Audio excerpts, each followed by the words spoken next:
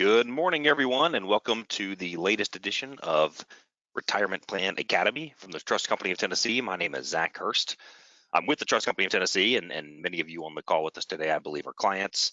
Some are not, some may not know who we are. I'll keep it very simple. We are a financial planning firm that covers the state of Tennessee and beyond, and we do so with the focus on retirement plans and the retirement plan space. So I've got the joy today of being a bit of a moderator role and letting two people who are more intelligent than I am speak to the actual content and the matter today, and that is Pete Nadeau. Pete is a partner and senior consultant with Fiducient Advisors, and Chad Scarlett from our team. Chad is our Chief Development Officer. And Chad, I won't age you here, but for many, many years, Chad has headed up our retirement plan division before handing that off and taking on a more senior role. So we're excited about today. We are talking about record keeper consolidation and whether or not you, your provider might be next. For those of us, those people on the call who are clients, the answer for you is no. We are not doing this. It's a matter of talking about a huge trend in this space and one that Pete can speak to directly. And Pete, I'll call on you as we go throughout this because I believe you spent the better part of a decade directly in the record keeping space. And I believe you said yesterday there were several times when your business card changed without you making the decision yourself. So I did. Yeah. So we'll get to that. And what we really want to do through this is not scare anybody, right? Yes, this is happening. We have huge, huge names in the record keeping space who are being acquired, who are emerging, whatever it might be. But we really just want to educate you on what's happening and what to do as a plan sponsor or somebody who's involved with your company's 401k plan should this happen, and sort of some steps that you can take once that does happen. So more to come on that. Before I do, let me get to a couple of housekeeping items. The first is we have a questions box, so feel free to submit questions as we go. Pete, Chad, and I are going to do our best to cover those as they come in. Should we not get to it right away, we do have time allotted at the end for that. So submit those and we will get to those. Actually, just saw one come in already, so hopefully I didn't screw something up here. So we'll get to that in just a minute. The second thing is some of you here will receive CE credit or CPE credit. So HRCI and SHRM, we have 1 hour of CE credit offered for those. And for CPE, there is 1 hour of credit. Or a couple of things for CPE as well as the other two. Some requirements for that is that you must answer the 3 poll questions that we're going to launch throughout this presentation for the audience, and I'll remind you of that when we launch the first one. You do have to stay for the duration because you have to fill out an evaluation form upon exit. So we promise to keep this to less than an hour, although there is a lot to cover, and we're excited about this, and we hope you are too. Pete, one thing I didn't touch on is Fiducient Advisors. We work with you directly. You guys do a wonderful job on the research and analytics side, but Pete, you're more directly involved with the advisory side with retirement plans. Do you want to give us a brief, maybe summary of Fiducient and your role there? Sure. So yeah, thanks for having me. Appreciate it. Appreciate the time today. So Fiducient Advisors is co-headquartered between Connecticut and Chicago.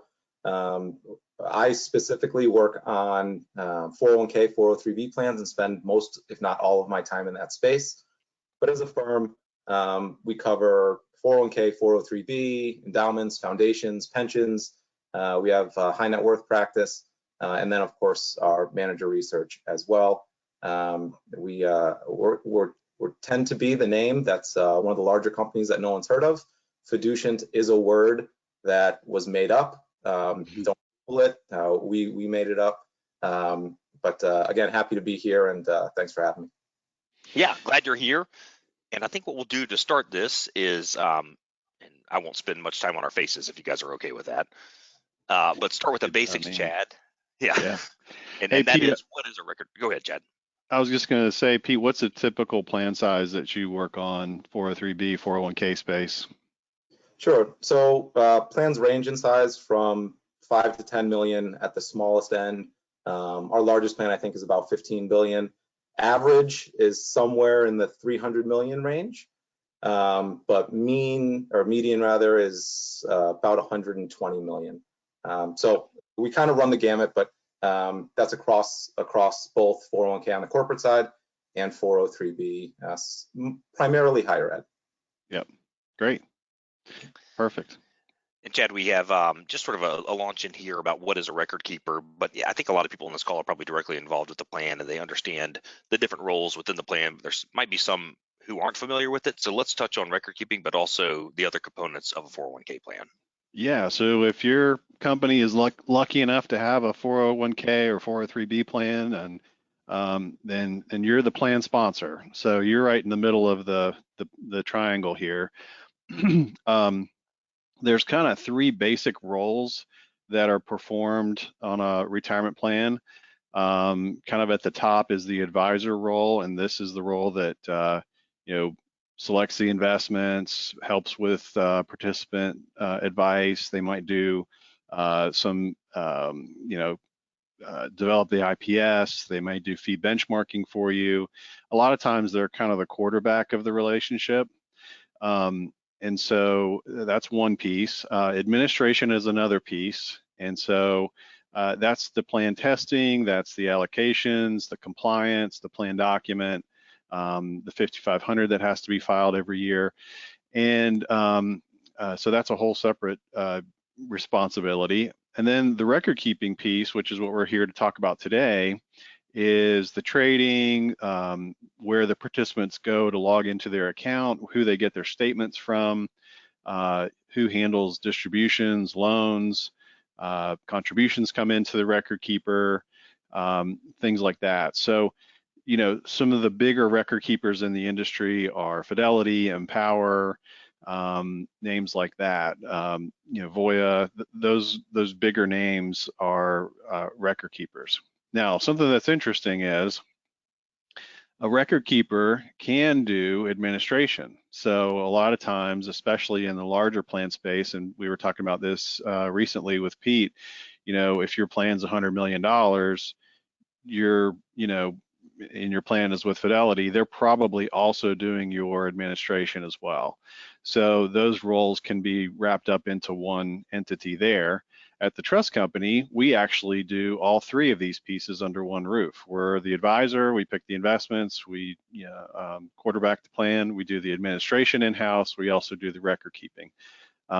In some cases, we also partner with outside record keepers. So Fidelity, ADP, a company called Blue Star in Florida, several different companies that we work with on the record keeping side as well. So, and then there's another kind of nuance in that, you could go direct to, say, John Hancock, and you could not have an advisor. So that's an option as well. So there's a lot of different, I guess different different options here.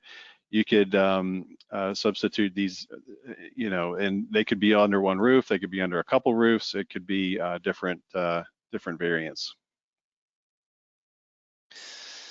Yeah, a lot happening here, and the record keeping part is, that's the part, Chad and Pete, that during an acquisition or perhaps a company just needs to make a change from the current record keeper, that's the one that can cause some disruption, right? Because that's the platform that the participants are logging on to. That's where they trade.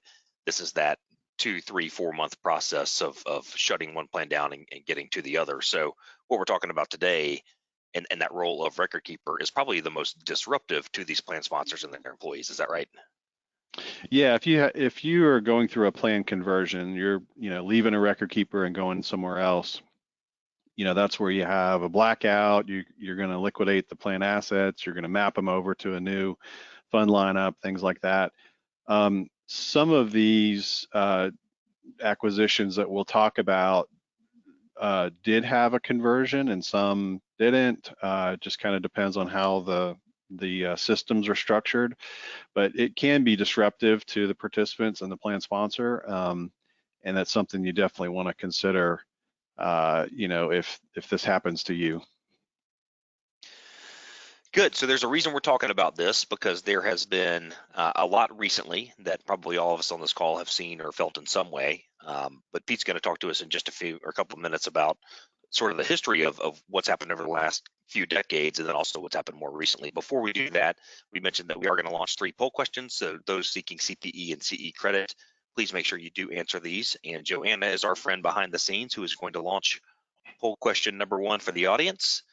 And this is, has your record keeper been acquired in the last 3 years? Yes, no, or I'm not sure.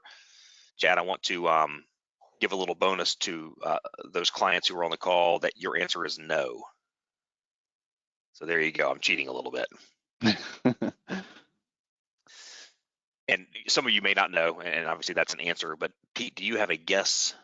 Those who do know, yes or no, do you have a guess as to which will be more garner more votes in this? Well, based on the demographic of who's dialing in, I'm going to guess it's no. I would imagine that if we took this poll nationally, it would probably change to yes. Or That's wild. one or the other. Yeah, exactly right. Yeah, we'll give just another minute here. Here we go. And we've got the largest being no. So good call there. We do have quite a few who said yes. And of course, some of you aren't sure, and that's fine as well. But the fact that we've had, if I see this correctly, a quarter of the people on the call, maybe more, those who don't know, who have had to go through this process in the last 3 years, that's indicative of what's been happening. But before we get to the last 3 years, Pete, I want you to cover every single item on this page in great detail. Yeah, happy to. So starting in the top left, if we can zoom in. Nobody leave, we're kidding.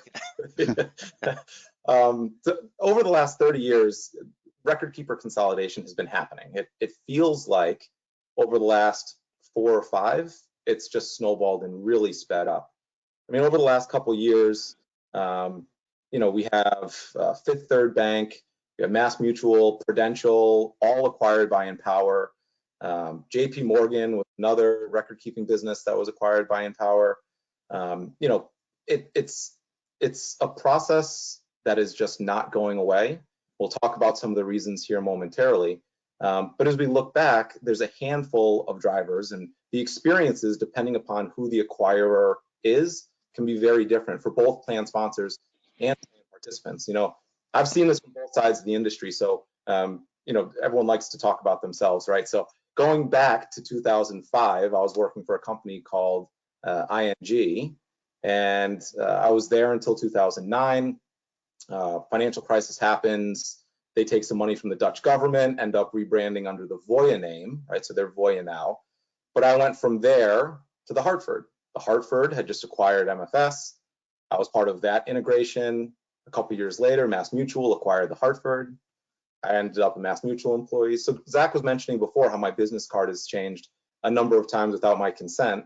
And that's what he was referencing. I started to giggle because as I was sipping my coffee, I noticed that this beautiful relic used to say Hartford Retirement Plans on it.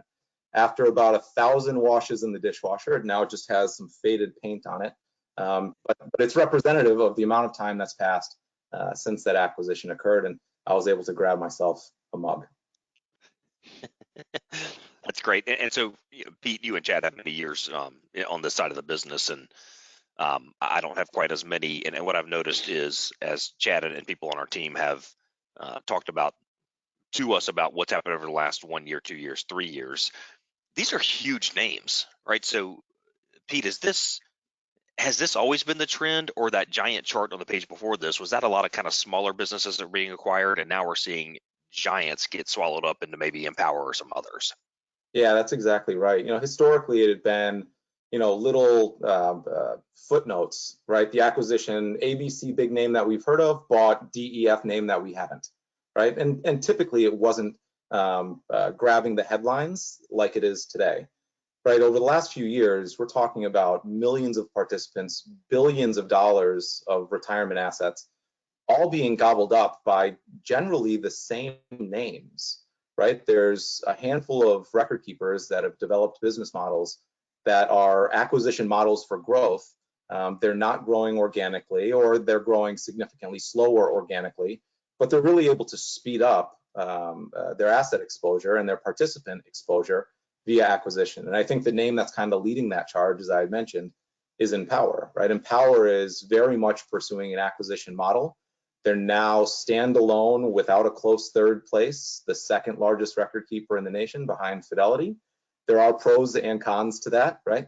There is at least a perception, if not an experience with some, of a big fish, small pond, right? Where other folks like to work with more local providers because they're able to get that white glove touch and and a different service experience. Maybe no better, no worse, but certainly different.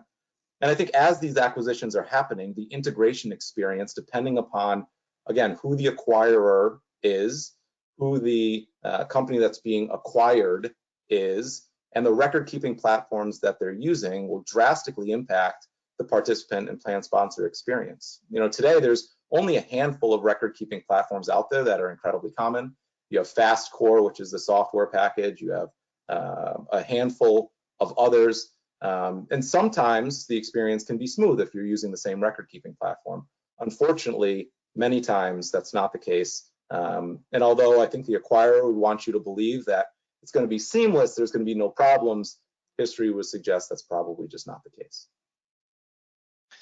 Yeah, one of these that's on this page that had a huge impact here just because of their presence and the great job they've done in our communities for years was the Truist acquisition.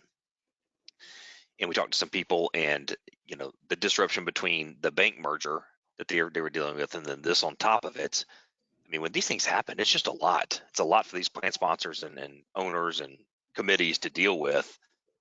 We'll get to the reasons why they're doing it and some of the solutions that they can look towards to sort of deal with this. But there's a lot happening, and I guess, Pete, there's no signs of this slowing down, right? No, I wouldn't imagine it slows down, right? I mean, you either, generally speaking, have breadth or margin, right? And I think a lot of these folks, whether it's because of fee compression or other driving factors, they've been moved to a position where they feel as though they have to continue this process. And I think as plan sponsors and as fiduciaries to the plan advocating on behalf of participants, it's our role, or it's plan sponsors' role. The folks that we end up partnering with have earned their place, and they haven't just bought their way into the relationship. Yep. Good. So we talked about the what has happened, and now we're going to talk about the why is this actually happening. So Chad, I might turn to you here and talking a little bit about industry change over time and some of the reasons for why we're experiencing what we're experiencing. Yeah, so if you think about just a normal business cycle for an industry, we're really in stage 3 of that kind of business cycle, and so what generally happens over time is providers get consolidated, and there's less and less, and there's a lot of mergers and acquisitions. And so, it ends up that, we're not quite at stage 4 yet, but we're heading that way. And I think that's what we're talking about with Empower. And Fidelity has not been in acquisition mode. They've really just been growing organically, and they still remain the largest provider. And so Empower's got a little bit different strategy. They're gobbling up, everybody they can, seems like, in order to, compete with Fidelity's size and scale. So I agree with Pete that this is going to continue, and it's really kind of a natural progression of an industry. And so this is kind of where we're at. And I think on the next page or a couple pages, we'll talk a little bit more about some of those reasons that are specific to the record-keeping industry. But this is kind of a big picture.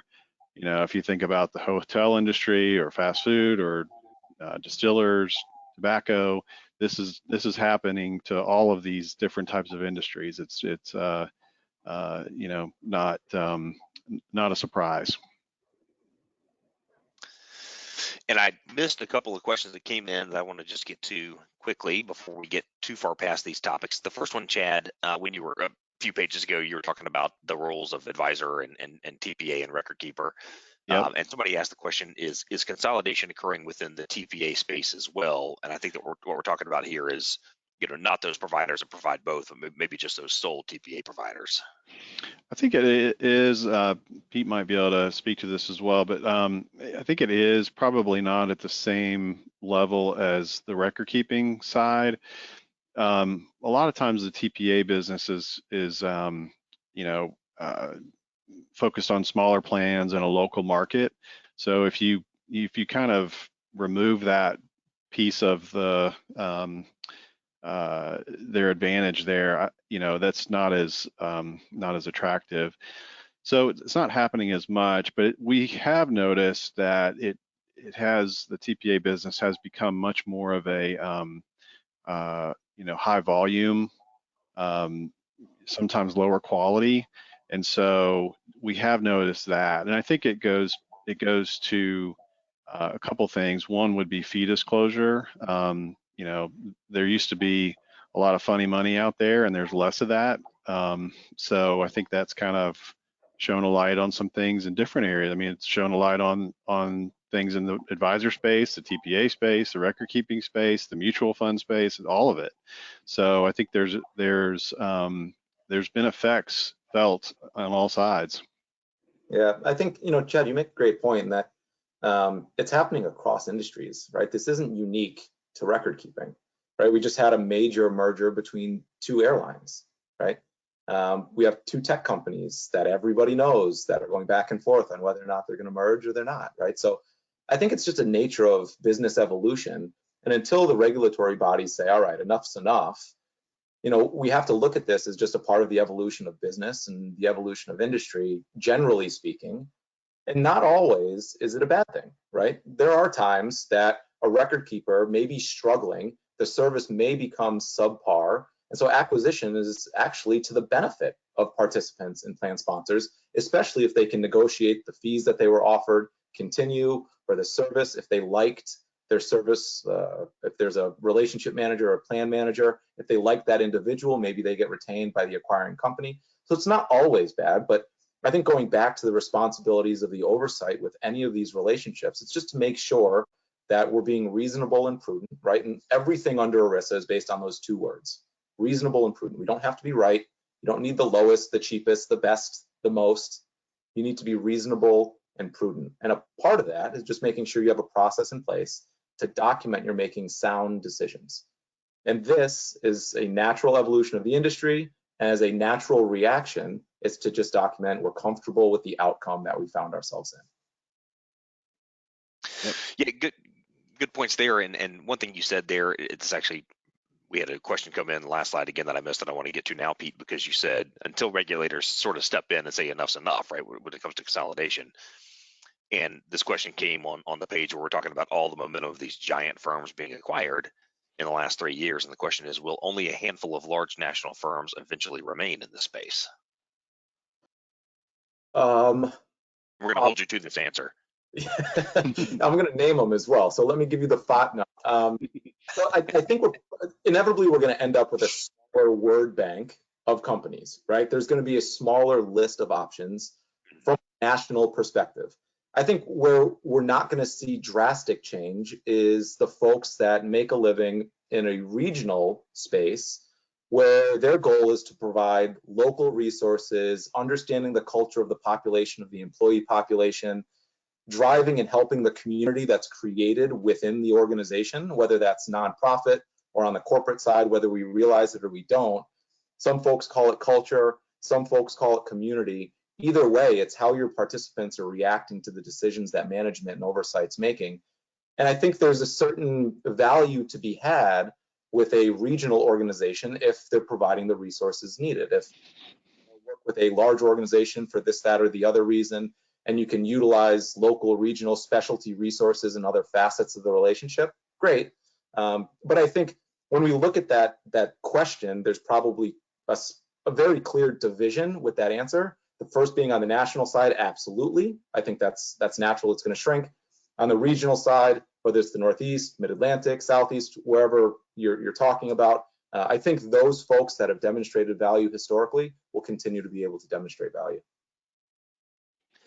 Thank you very much. And Pete, I'm going to stick with you on this one too. We're still under the why as to why this consolidation is occurring. You've hit on this a little bit in one of those questions, but talk through some of these reasons why people are consolidating. Yeah, so we'll start with the financial side of things, right? It's the breadth versus margin, right? Focusing on the national space, because again, that's really where we've seen the consolidation happening. After fee disclosures were required and they were required to be spelled out in a way that folks theoretically could understand. Interestingly enough, there was no regulatory language around the size of the font. That is true. So your fee disclosures. They can be any size font the record keeper wants. Nonetheless, with all of the, the classic saying, right, the lights come on, the cockroaches scatter. With all of these focuses being on fees themselves, you compress the margins, you need the breadth to run the business. So there's that factor. There's also the need for technological improvements, with cybersecurity being an incredible focus. You may or may not have seen the DOL last year release some language on best practices around cybersecurity. If you haven't looked into that, you should. Nonetheless, with that being a focus, with the requirements put on plan sponsors and the oversight and the need for efficiency, I think it's natural that these larger companies that have pockets that are deep enough to explore or consolidation at large, I think it's natural that those conversations are had. I think that there's some folks that do it better than others. I think some of these we've seen play out really well, and others we've kind of had the wind taken out of our sails. So it does go in both directions, but there are certainly logical reasons at times to have the conversation, if not pursue. Yep. Good. And this call is primarily made up of plan sponsors or those involved with their committees who manage their retirement plans. And hopefully everybody on this call is a participant of some kind of a plan. So we're going to get into probably what's critical for them, and that's what does this mean for them and their roles, be it a plan sponsor or a participant. Before we do, we have poll question number 2, and anybody who may have joined us late, just a reminder that those seeking CE or CPE credit, please make sure you do answer these polls so that we can get all the feedback to the groups and make sure you get your acknowledgement and your credit there. So poll question 2 is, what would you do if your provider was acquired? Would you continue using the new provider that they merged with or were acquired by? Issue an RFP to evaluate others, or ask your advisor should you have one? Guys, is there a right answer here? Well, just to be clear, Zach, you may not be able to see it, but there's a typo there. It should say RFP there. You read it correctly, but on the actual poll, it says FRP. So that should say RFP, request for proposal. Pete, what do you think? I think you should probably issue an FRP, and then depending on results, you should issue an RFP to confirm the FRP was correct. That's a perfect answer. We'll just give just another minute to get answers here, and we will show the results. And here you go. People will ask an advisor. That's good. And I like that this is the answer, because Chad mentioned several slides ago that companies do have the option to just have a record keeper and a TPA, but no advisor.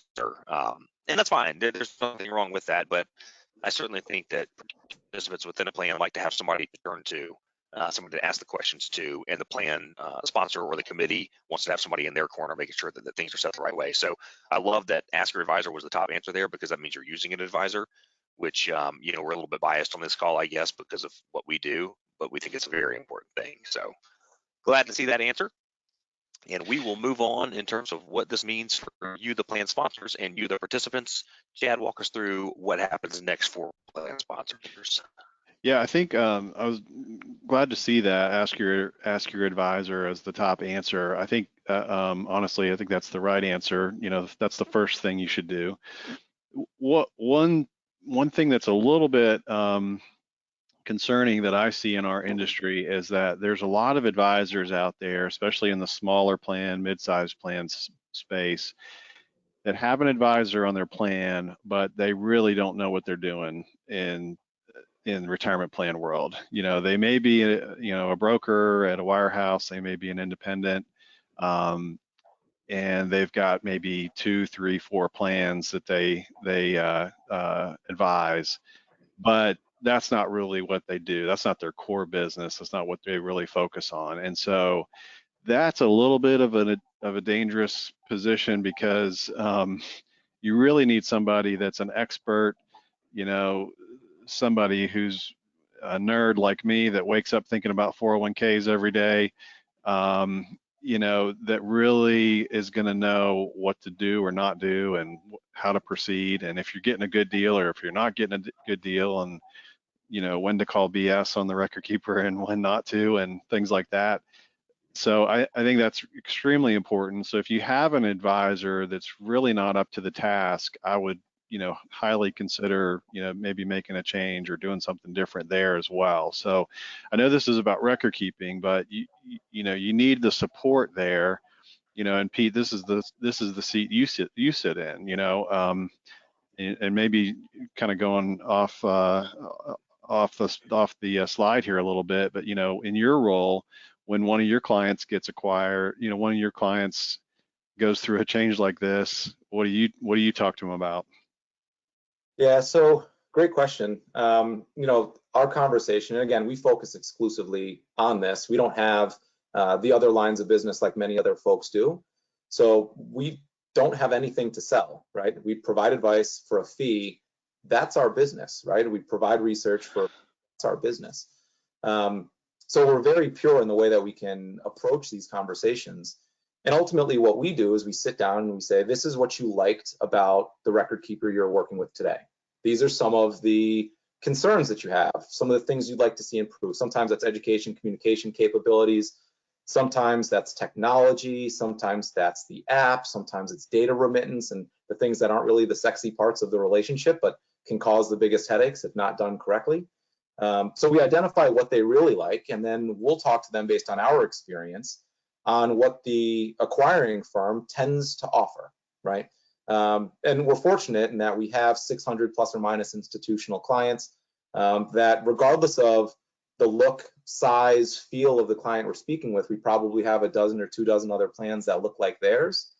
And so we can say in our experience with other plans that look like yours, working with this record keeper, these are the pros and cons, and here are some other record keepers that tend to play in that space that do a really good job, that we've had a good experience with, that are able to solve for your concerns while still able to meet your expectations for this incumbent record keeper that has ultimately now been acquired. So I think it's really digging in, having a thoughtful and honest conversation, stepping back from the roses and perfume, and saying, hey, let's talk about this in a real life environment, recognizing that things are going to be changing over time, and what are the actions we should be considering taking between now and then, and how much time do we have to do it? That's great. And I think that's, right in line with what we're talking about here. If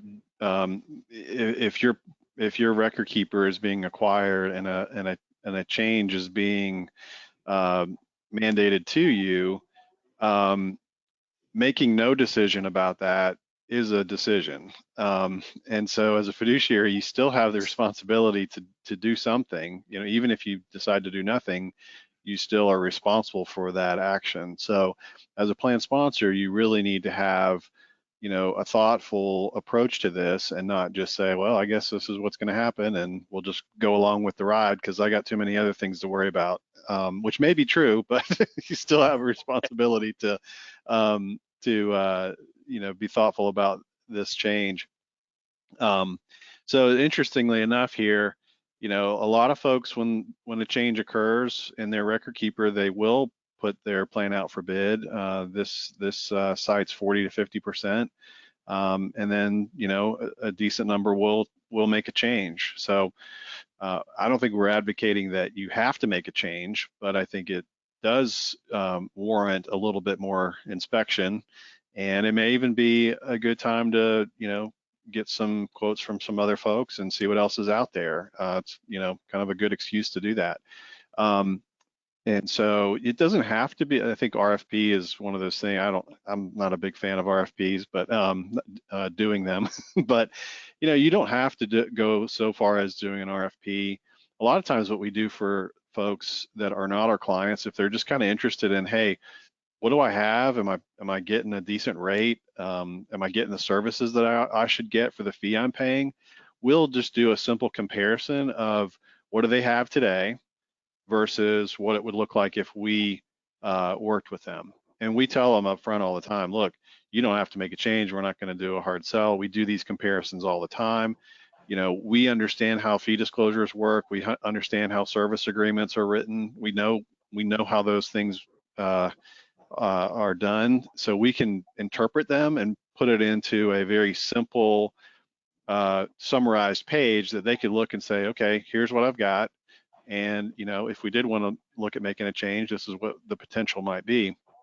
For most people, that's the first time they've ever seen a clear picture of what they're paying and what they're actually getting for what they're paying. So at the very least, it's a good exercise in, you know, what do I even have right now? You know, the other part here is the plan conversion. Sometimes, as you were mentioning, Pete, sometimes these do require, you know, a kind of a disruptive conversion when they happen, and sometimes they don't. So it just kind of depends, but that's, you know, kind of a merger by merger kind of thing. Yeah, you know, I think, Chad, you made a great point. You said making no decision is making a decision, or taking no action is making a decision, right? And one of the things that my clients hear me say probably more often than they'd like is prudence, process, documentation, repeat, right? And if it's not written down, it never happened. So one of the things that we want to do as plan sponsors or as plan fiduciaries is to look at what we're doing, identify the pros and cons, the benefits, to your point, and even if we're not taking action, just jotting down why we didn't take action, why we're comfortable with what we have. And if we don't know, we should find some sort of concrete data, whether it's an RFP or what we oftentimes call an RFI, a simple comparison, just saying, hey, this is what we have now, this is where I think we're going, and this is a professional, right? And there's a rule under ERISA. And remember, ERISA is the language, the regulatory language that governs all retirement plans, all qualified retirement plans. Where essentially it's the prudent expert rule, right? Where if you're not a prudent expert, you're responsible for hiring one to help you make sound and prudent decisions. So that's an opportunity to call someone like Chad or call someone like myself and say, hey, we're looking for information. Can you help point us in the right direction? And we'll be able to guide you as far as which paths you have as options, and then you can select which one you want to go down. Yeah, Yep. And I should clarify, you know, I'm not a big fan of RFPs. I don't like, you know, answering them. Zach, you love RFPs, right? But we do have some people on our staff that really enjoy answering RFPs. So they do an amazing job at it. So I want to say that. Yeah.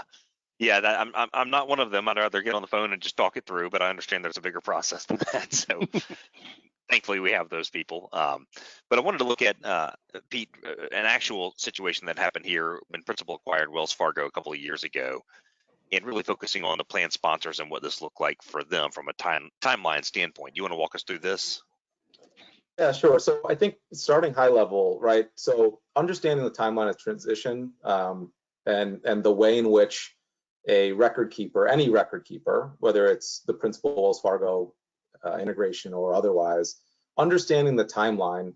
You know, we talked about the timing of an RFP. The RFP timing should probably be before any merger integration happens, right? That way, more than likely, you'd be able to include the acquiring company in that RFP process, and instead of being defaulted onto their platform with the timing being at their discretion, you could be moved onto their platform with the timing at your discretion. So that's something that you may want to consider. So first, just understanding the timeline that you're dealing with. And you know, we've mentioned this before, but a conversion can be less disruptive than a true acquisition or change of record keeper. They can do it as a block transition, but it's not totally seamless, much to the chagrin of what the acquiring company will probably be telling you along the way. There are frequently bumps in the road. There is a blackout period.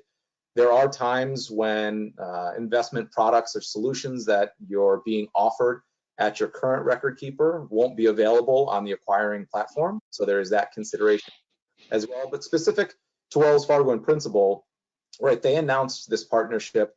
And then like many of the other large acquisitions, they said, but we're going to do this thoughtfully. We're not going to be fast. We're going to do it right. We're going to take our time. And that's generally what happens. What they want to do is they want to build the relationships with the new logo, with the new brand, before they pull out the Band-Aid or rip off the Band-Aid and change that out, right? Depending on the acquisition, it depends on the amount of time that they have the rights to use the acquired company's likeness. So that will vary. But with Wells Fargo Principal, right, they made the announcement in July 2019. In 2020 and 2021, they started putting plan sponsors through this process in waves. We all know what was going on relative to the pandemic in 2020 and 2021. What I think went wildly unreported is that a lot of these record keepers use offshore either administration or call centers. And the pandemic wasn't specific to the United States. So then when you had folks that weren't working, weren't showing up for work, that the pandemic was hitting them, the experiences very different, the transition became significantly more bumpy than otherwise anticipated, right? And with anything, unknowns tend to pop up. So with the transitions happening in 2020 and 2021, we did see quite a few, we'll say, inconsistencies with the data transition, with the participant and plan sponsor experiences. And I guess kudos to Principal. As part of this, they learned that they needed to pump the brakes, that they weren't ready, that the transition process they had laid out wasn't going to be effective for all lines of business. They pushed back their mega market transitions by a couple months so that they could put more focus on completing the smaller market, which is where they started and then pivoted away from, then came back to. And then their pension plan transitions, because remember, I know we're focusing generally on defined contribution for the conversation topics today, but within the pension space, this experience is very similar. It may not be impacting participants with the same directness that it's impacting plan sponsors, but the Principal Wells Fargo acquisition, they punted their pension plan integration by nearly a half year, right? They just weren't ready, they didn't have the resources, and they pushed it off. So, not all of these experiences go as smooth as we would like to see them go, or as smooth as the record keeper that's making the acquisition would hope for. So I think, it is important to recognize that although we tend to say somewhere between 12 and 18 months, generally speaking, in this case, we are talking significantly longer. And there are a couple examples where the data remittance continues to be a headwind for a variety of reasons. And we're multiple years removed now. Yeah, and so that's, we've kind of focused on the plan sponsor here and what this means for them. And clearly any sort of disruptive event like this, changing of a technology platform, whatever it might be, is going to sort of interfere with the norm that the participants are dealing with. And of course, all of us on this call, be it plan sponsors or those of us who are advisors, care a great deal about participants. So Pete, what happens next for participants when this event takes place? Yeah, so again, depending on who the buyer and the seller is, the experience can be drastically different, right? Some record keepers just do it better than others when it comes to this integration. So the experience for participants laid out is generally, it tries to be, or the record keepers try to keep it as muted as possible. They'll keep the same fees for as long as they can. But over time, because of breadth and margin, the conversation that we had before, participants may experience lower fees. The technology is almost a given. At this point, the record keepers that are buying other record keepers have already developed their technology solutions. I've heard Empower say things like, we're a technology company that happens to do record keeping, right? Which is an interesting statement. They focus on their technology, they sell their technology, and they typically lead their sales conversations with the technology that they offer. Now, there are pros and cons to that technology. They've outsourced a number of their relationships, so it's not done all in-house. Once you kind of lift the hood and look into the engine, you start to see all the differences that they've had to agree to relative to some of the other record keepers, so that they're able to grow their technology and provide these solutions at scale and at the pace that they've needed to. But for those participants, there may be a benefit to technology, like I mentioned. With some, there's a need for new login credentials, which is just kind of a pain in the behind. They have to learn how to navigate the websites. So the overwhelming majority of participants log into the websites these days to look at their balance. They look at their balance. As long as they haven't logged in yet this year, they've probably been pretty happy with what they've seen, right? and then they log off and go about their day. We'd love to see participants that are logging on, that are getting education and utilizing some of the retirement readiness calculators that some of these record keepers offer. But the simple fact of the matter is, because of participant behavior, they tend to look at the balance. If they like what they see, that's where their research ends.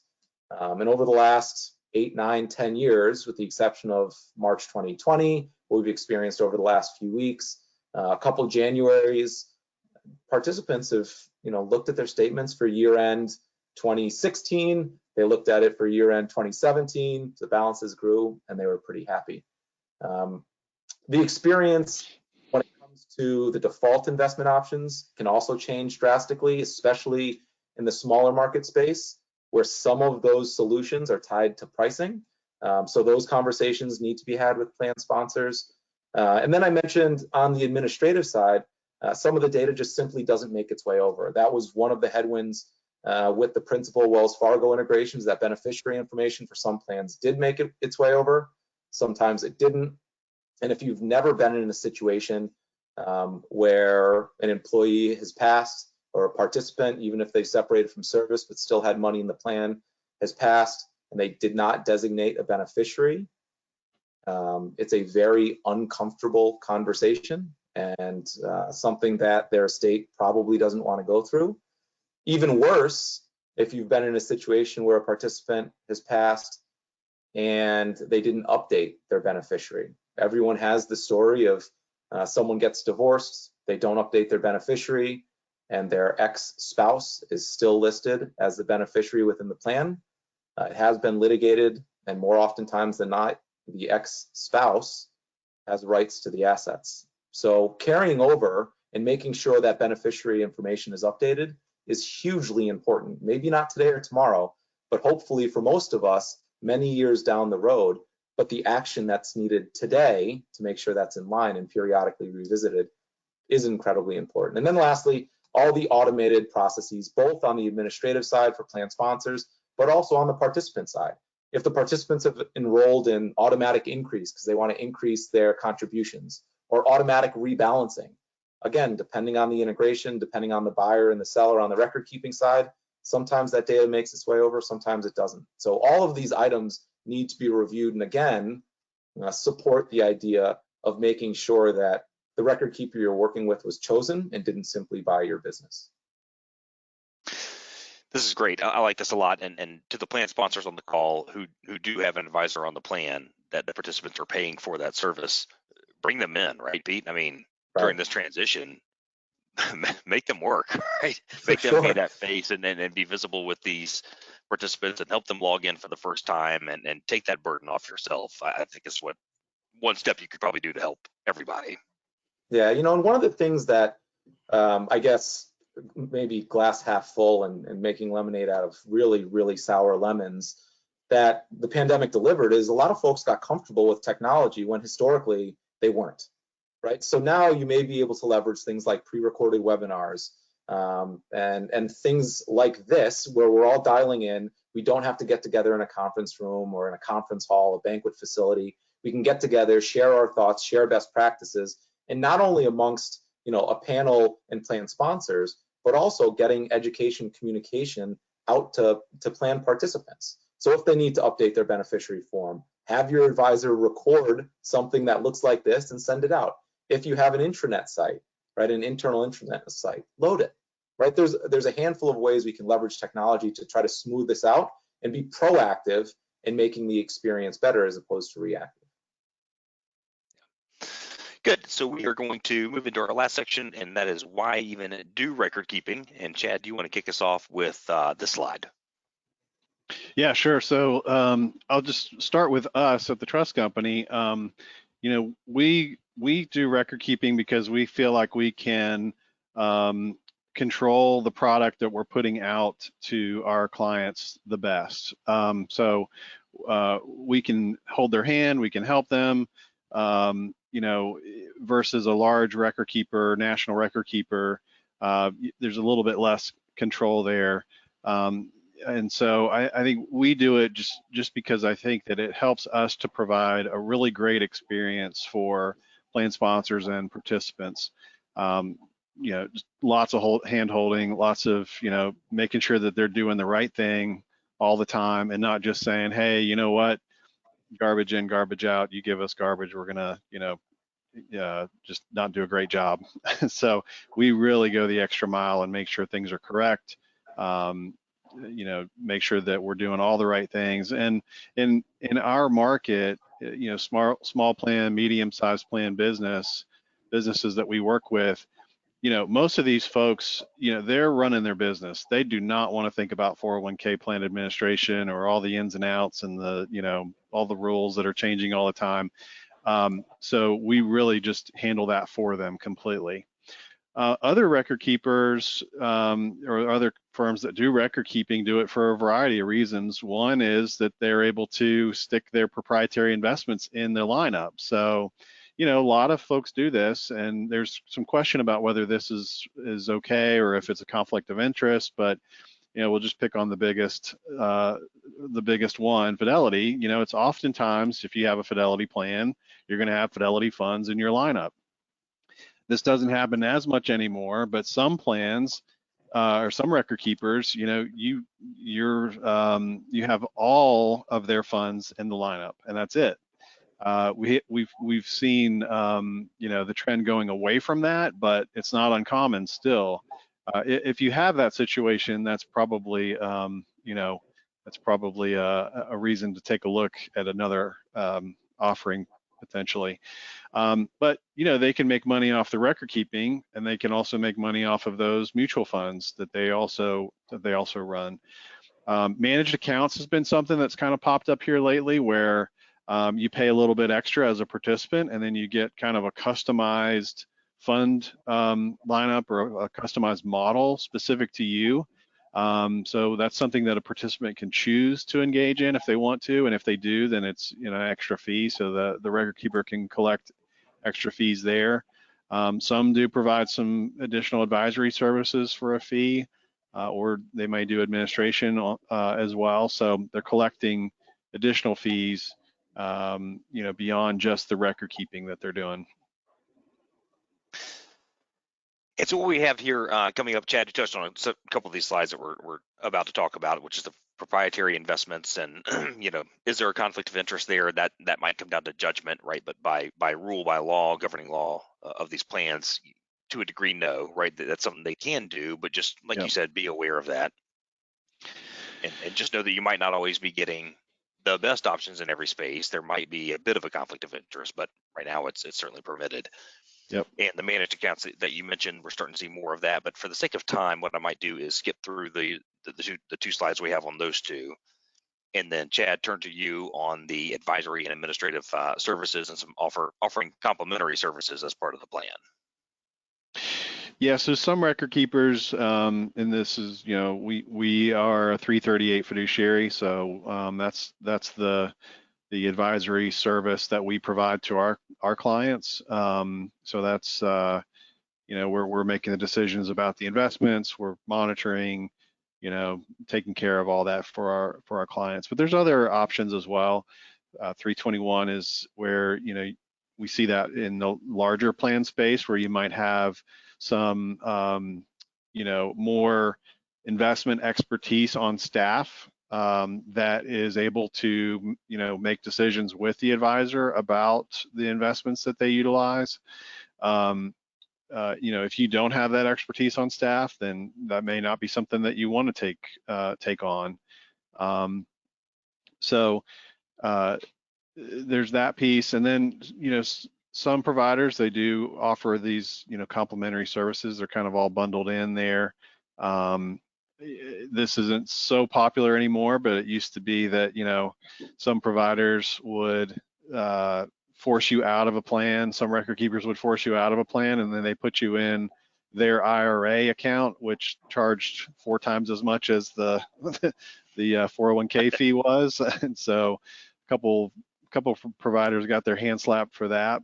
We don't see that as much, but that was not us, correct? Not us, no. Good. No. Okay, great.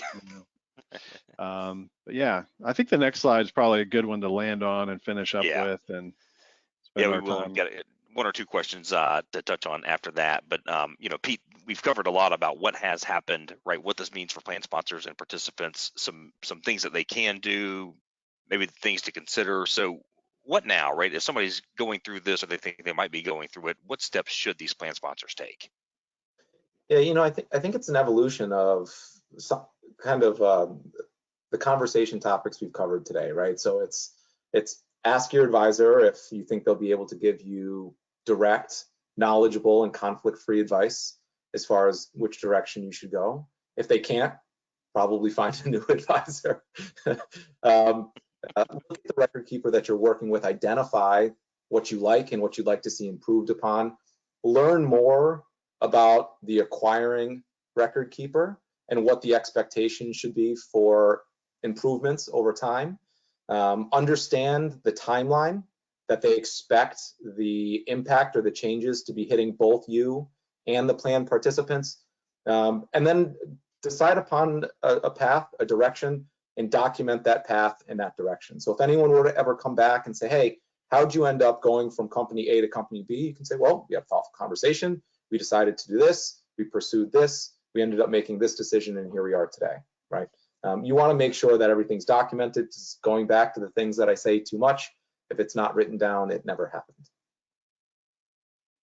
That's right. And remember, you can not be solo on this as a plan sponsor. You can have a committee, and you can have a secretary on that committee who can help out and do exactly what Pete just said. So great advice. One thing I forgot a second ago, we need to launch the third and final poll question. And one more reminder on this for the audience seeking CE and CPE credit.